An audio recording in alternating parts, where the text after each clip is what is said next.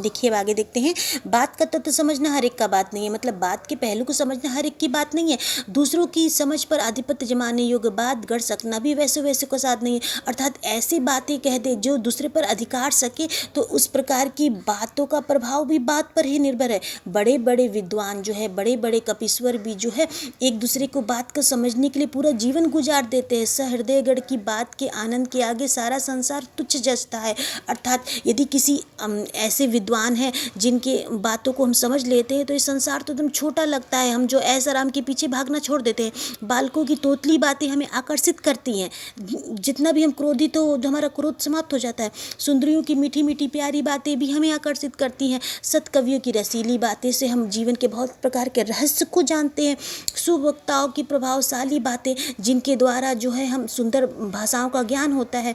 जिनकी जी को का और ना कह दे, अर्थात जिनको जी को जो बातें अच्छे लगे, उसे पशु नहीं पसाड़खंड कहना चाहिए। क्योंकि कुत्ते और बिल्ली आदि एक विशेष प्रकार की बातें मतलब नहीं समझ सकते, फिर भी वे पुचकार के तू पूसी इत्यादि बातों को तो बहुत भावार्थ समझ लेते हैं। बिल्ली क्या करती है, थोड़ा सा मुझसे प्यार से बात करे तो वो क्या करती है, प्यार से आके बैठ जाएगी। कुत्ते अपनी पूँछ हिलाने लगते हैं। तो सभी बात के प्रभाव में सभी जो है आ जाते हैं। फिर भी मनुष्य कैसा, जिनके चित्त पर दूसरे हृदयवान की बात असर न हो। अर्थात यदि जानवरों को भी बात के प्रभाव में लिया जा सकता है, तो वो मनुष्य क्या जिसके हृदय में बात का असर ना हो। तो यहाँ पर कवि कह रहे हैं कि बात के प्रभाव से सभी जो है ग्रसित है, या बात के प्रभाव में सभी आ जाते हैं और जिनका हृदय जो है कोमल हो जाता है, चाहे वो मनुष्य हो चाहे जानवर है। अर्थात बात के द्वारा सभी को जीता जा सकता है। तो ये संसार क्या है, ये संसार बात का ही करामात है। तो मिश्र जी ने इस लेसन के माध्यम से बात के प्रभाव को बहुत अच्छे ढंग से प्रस्तुत किया हुआ है।